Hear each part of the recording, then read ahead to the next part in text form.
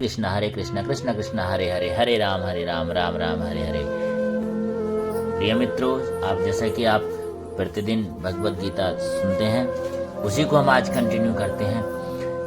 देवमेवा परे यज्ञम योगिन पर्युपासते, ब्रह्माग्राप परे यज्ञम यज्ञेन वो पजुहयते। अर्थात कुछ योगी विभिन्न प्रकार के यज्ञों द्वारा देवताओं की भली भांति पूजा करते हैं और कुछ पर ब्रह्म रूपी अग्नि में आहुति डालते हैं। अर्थात जैसा कि पहले कहा जा चुका है कि जो व्यक्ति कृष्ण भावनान्वित होकर अपना कर्म करने में लीन रहता है वह पूर्ण योगी है।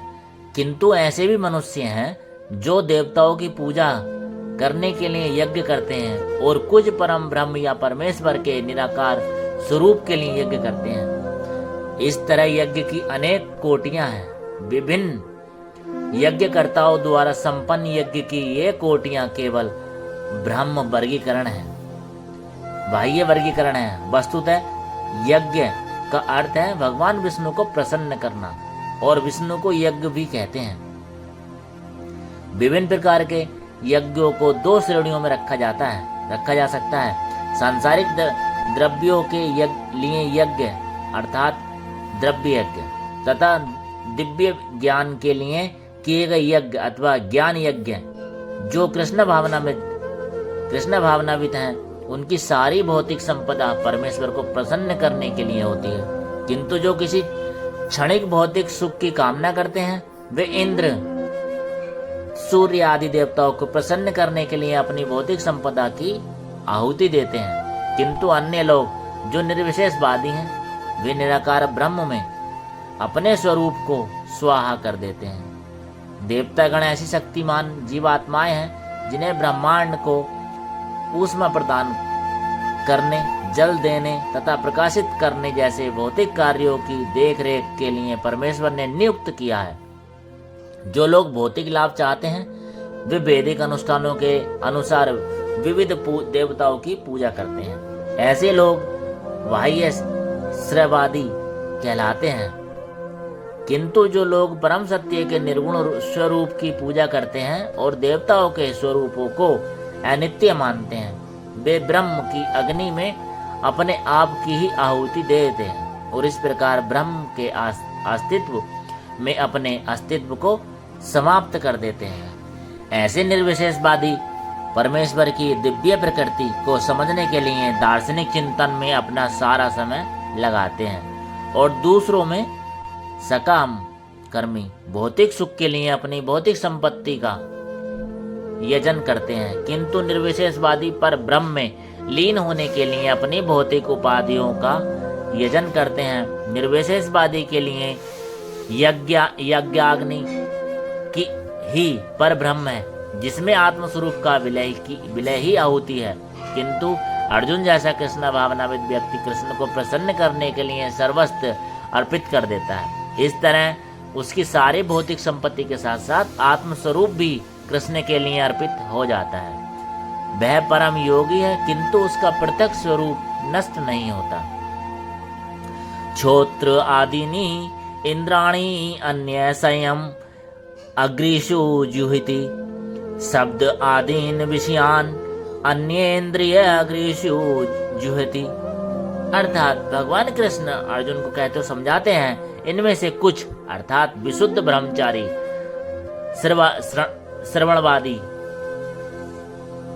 श्रवणादि क्रियाओं तथा इंद्रियों को मन की नियंत्रण रूपी अग्नि में स्वाहा कर देते हैं, तो दूसरे लोग अर्थात नियमित ग्रस्त इंद्रिय विषयों को इंद्रियों की अग्नि में स्वाहा कर देते हैं।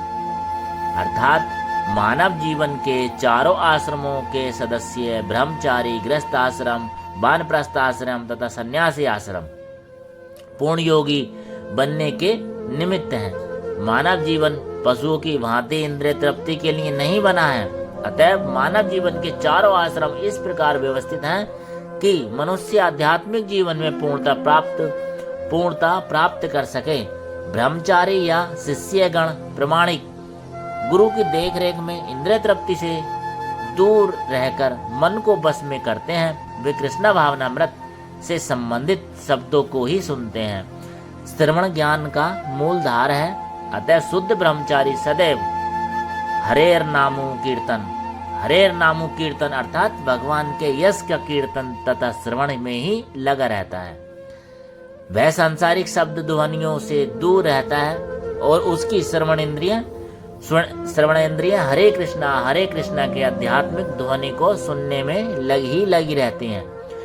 इस प्रकार से गृहस्थ भी, जिन्हें इंद्रिय तृप्ति की सीमित छूट है, बड़े ही संयम से इन कार्यों को पूरा करते हैं।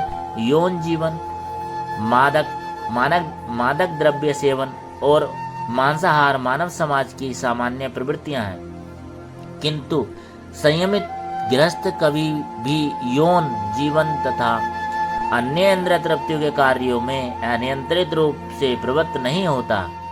इसी उद्देश्य से प्रत्येक सभ्य मानव समाज में धर्म विवाह का प्रचलन है।